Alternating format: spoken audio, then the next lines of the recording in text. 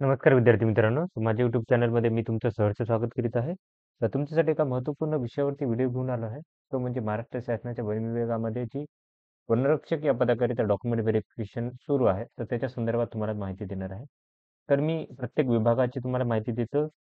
ठाण्याची दिलेली आहे, नागपूरची दिलेली आहे. त्याच्यानंतर ठाण्यामध्ये 6 विभाग जे आहेत, म्हणजे शहापूर, ठाणे, जव्हार, डहाणू, अलिबाग, रोहा या सगळ्यांची तुम्हाला माहिती दिली आहे.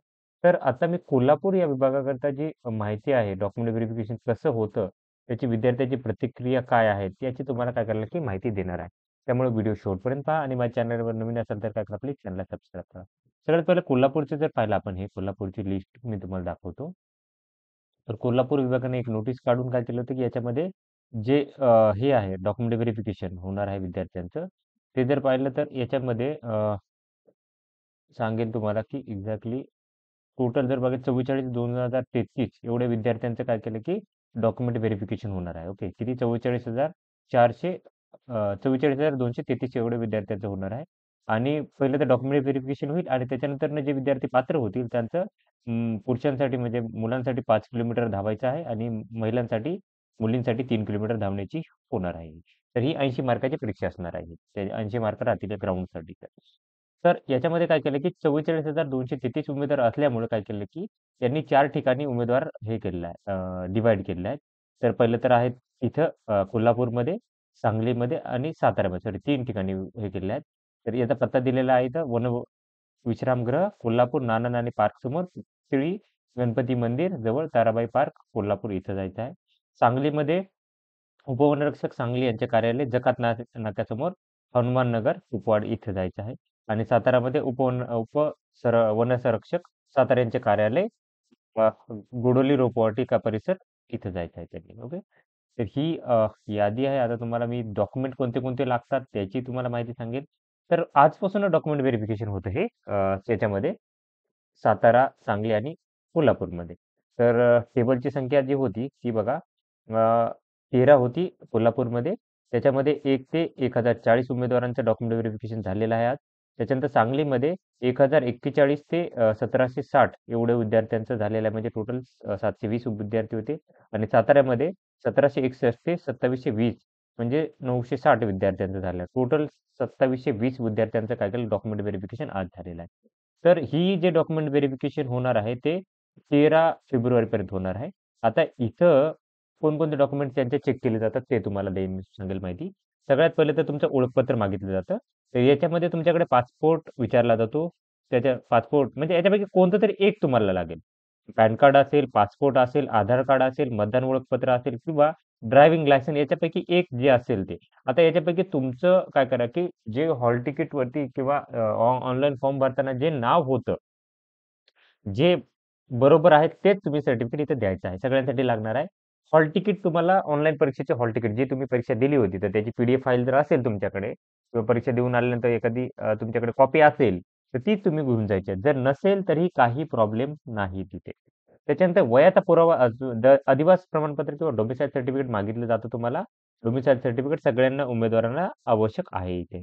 त्याच्यानंतर बघा, वयाचा पुराव्याबाबत तुम्हाला काय केलं जातं, एक जन्म दाखला मागला जातो म्हणजे ग्रामपंचायतीने दिलेला असेल, नगर परिषदेने असेल किंवा महानगरपालिकेने कुठलाही चालेल. ओके.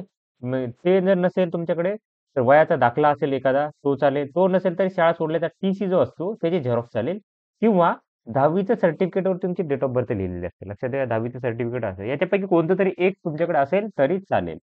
टी-सीची झेरॉक्स घेऊन जायला लागेल सपोज जर नसेल तर.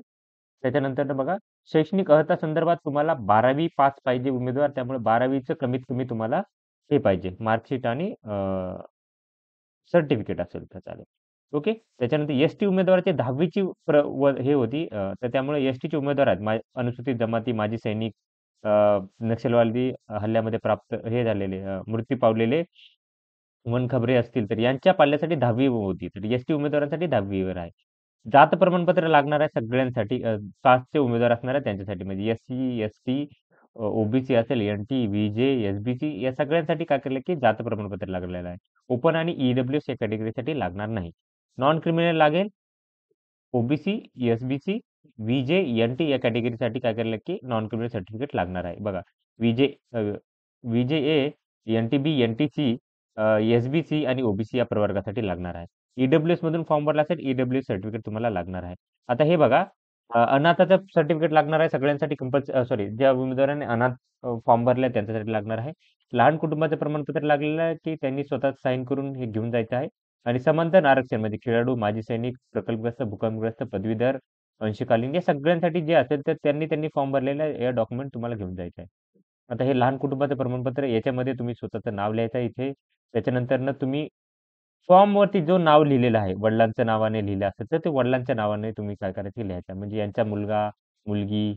आता सपोज काय केलं, की तुम्ही एखाद्या वेळेस मॅरिड असाल, तर त्यांनी काय केलं, की आपल्या पतीचं नाव लिहिलं असतं, तर त्यांची पत्नी म्हणून इथे काय करायचं, की लिहायचं आहे. वय लिहायचं आहे, वर्ष. ओके. इथं काय करते, की किती वर्षापासून कुठे-कुठे राहताय त्याचं लिहायचं आहे आणि या मी परत नाव लिहायचं आहे आणि इथं तुम्हाला किती मुलं आहेत ती टोटल संख्या लिहायची आहे. जर तुम्ही अनमॅरिड असाल तर 0-0 येईल, इथं सगळं 0-0 येईल. इथं काय करायचं, की स्वतःची साईन करायची, इथे नाव लिहायचं आहे. स्थळ कुठलंही लिहा, दिनांक कधीचीही लिहा, आजची, उद्याची. म्हणजे तुम्ही ज्यावेळी जाणार असाल त्या दिवशी लिहिली तरी चालते. ओके. आता ह्याच्यानुसार तुम्हाला आज जायचं होतं. याच्यानुसार काय केलं, की विद्यार्थ्यांना जायचं होतं. ठीक आहे, या लिस्टनुसार. आता डॉक्युमेंट कोणते कोणते लागतात त्याची तुम्हाला मी माहिती आता जे ऍक्च्युली गेले होते विद्यार्थी त्याच्या प्रतिक्रिया सांगेल मी तुम्हाला. बघा, इथे हे विद्यार्थी गेले होते. सकाळी खूप लवकरच गेले होते. आज डॉक्युमेंट व्हेरिफिकेशन होते. सकाळ सकाळ इथे पोहोचले होते. तर इथं काय केलेलं आहे की यांनी मोठा बॅनर लावलेला आहे. त्याच्यानंतर जर पाहिलं तुम्ही,